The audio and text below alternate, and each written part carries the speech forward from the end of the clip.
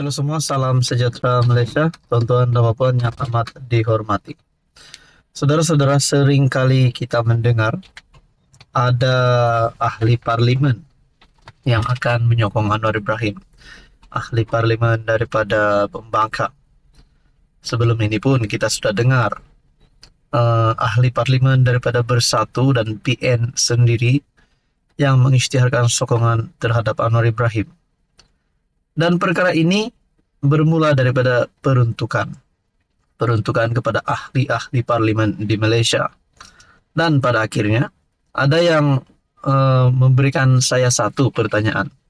Adakah ahli parlimen Pembangkang yang menyokong Anwar sebelum ini pun perlu mematuhi syarat seperti ahli parlimen Pembangkang yang lain yang tidak mengisytiharkan sokongan kepada Anwar Ibrahim? Nah, ini satu perkongsian terkini daripada Sinar Harian bertarik 5 September. 6 bekas MP Bersatu terima peruntukan tanpa sebarang syarat. Wow.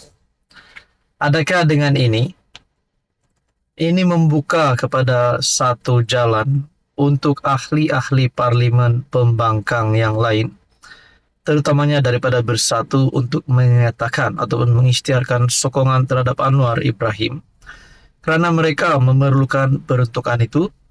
Dan seperti mana 6 bekas MP Bersatu yang telah menyatakan sokongan terhadap Anwar Ibrahim ini terima peruntukan tanpa sebarang syarat. Perkongsian daripada Sinar Harian bertarik 5 September.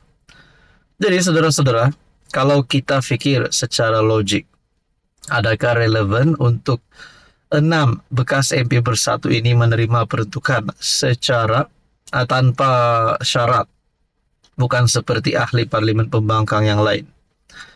6 MP yang sebelum ini dilucutkan keahlian Bersatu kerana mengisytiharkan sokongan kepada PM, menjelaskan menerima peruntukan daripada kerajaan tanpa dikenakan sebarang syarat. MP Gua Musang Muhammad Azizi Abu Naim berkata, tiada syarat diterima mereka dan ia berbeza dengan situasi PN yang perlu memenuhi 7 syarat untuk menikmati peruntukan tersebut.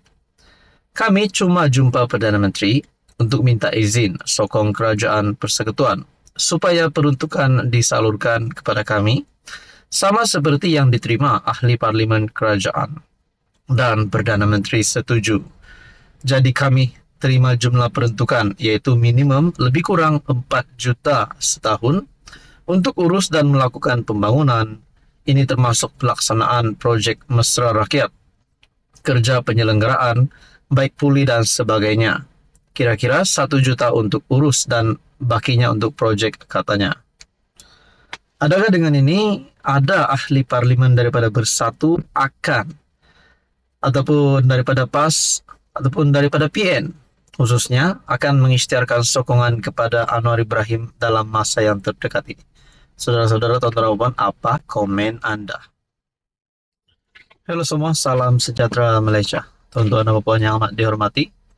Ini satu perkongsian berkaitan dengan status Perikatan Nasional dan SG4. Seperti yang kita tahu, SG4 adalah sebuah syarikat dan juga penasihat yang mengetuai sebagai kepala penasihat adalah Tun Dr. Mahathir Mohamad. Dikatakan PAS telah menggunakan pengalaman yang hebat Tun Dr. Mahathir Mohamad untuk membantu SG4 ini berjaya.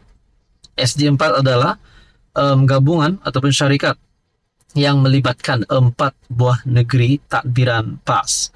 Jadi saudara-saudara, persoalannya, adakah PAS membawa PN di dalam SG4 ataupun PAS sebenarnya bekerja sama dengan Mahathir bersama dengan SG4 untuk menang PRU 16 nanti? Nah, saudara-saudara, satu perkongsian daripada Syabuddin bertarik 4 September. SG4 platform untuk angkat PAS duduki kerusi PM. Itu menjadi satu persoalan. Topik mengenai SG4 kembali menjadi tajuk perbualan. Masyarakat berikutan gabungan tidak rasmi melibatkan 4 negeri di takbir PAS itu mengadakan perjumpaan yang dinamakan Sidang Kemuncak SG4 di Bangi, Selangor. Paling diperbualkan ialah apabila Tun Mahathir, selaku penasihat gabungan itu, mengumumkan penubuhan sebuah syarikat SG4 Group Sdn Bhd untuk Kelantan, Terengganu, Kedah, dan Perlis, berkongsi kekayaan sesama mereka. Menurut Tun Mahathir, menerusi syarikat tersebut, setiap negeri berkenaan akan memiliki saham dan equity yang sama rata. Buat ketika ini, fokus yang ingin ditumpukan melalui syarikat tersebut ialah membangunkan industri nadir bumi atau REE sebagai sumber kekayaan. Jadi, REE ini bukan ada sama rata di setiap negeri. Satu negeri mungkin lebih daripada negeri lain. Justru dengan satu syarikat ini, kita agih segala hasilnya secara saksama untuk setiap negeri menikmati kekayaan yang sama rata. Demikian jelas Tun Mahathir. Apa yang terlihat di sini pas melalui penguasaan di 4 negeri itu jelas mahu memanfaatkan pengalaman dan pengetahuan Tun Mahathir. Ia bukan saja untuk kepentingan rakyat, tetapi matlamat lebih besar ialah untuk memperlihatkan PAS sebagai sebuah parti politik yang berkemampuan dalam soal pentadbiran dan memberi kesejahteraan kepada rakyat. Dengan kemampuan yang ingin diserlakan itu, PAS tentu saja ada cita-cita lebih besar daripada sekadar mentadbir negeri. Cita-cita lebih besar itu tidak lain ialah untuk mengetuai pentadbiran negara dan meletakkan pemimpin PAS di kursi Perdana Menteri. Sebab itu, SG4 ini tidak semudah diucapkan untuk menjadi kenyataan. Tetapi, daripada sudut politik, tempo PRU 16, hanya kira-kira 3 tahun saja daripada sekarang, dan PAS tentu melihatnya sebagai peluang terbaik untuk menggapai cita-cita mereka. Ini bermaksud dengan bantuan Tun Mahathir, berdasarkan PAS, kini telah berjaya menguasai 4 negeri dan memiliki jumlah kerusi parlimen terbesar. Matlamat mereka seterusnya ialah untuk tidak terlepas daripada mengepelai Putrajaya selepas PRU 16. Sebab itu, SG4 tidak bergerak bersama PN atau membawa sekali PN bersamanya, walaupun PAS adalah komponen PN yang diketuai Muhyiddin. Bermakna, PAS sekarang bergerak dalam 2 kumpulan menjelang PRU 16 akan datang. Satu bersama PN yang diterajui Muhyiddin, dan satu lagi melalui SG4 yang diketuai Tun Mahathir. Walaupun PAS tidak pernah mengenepikan atau menolak sama ada Muhyiddin atau Hamzah sebagai calon PM, tetapi SG4 adalah platform untuk PAS terus ke depan dan untuk memenangi lebih banyak kursi pada PRU 16. Nah, saudara-saudara, paling menjadi persoalan adalah adakah PAS sebenarnya mempunyai satu lagi talian hayat bukan bersama Perikatan Nasional? Adakah PAS mampu menang PRU 16 nanti tanpa bantuan Perikatan Nasional? Adakah dengan ini PN akan bubar? Muhyiddin, Hamzah, dan semua pemimpin PN yang bukan daripada parti PAS akan digulingkan? Itu menjadi persoalannya. Peranan Tun Mahathir yang paling penting ketika itu ialah juga untuk meyakinkan Sabah dan Sarawak untuk menerima kepimpinan PAS.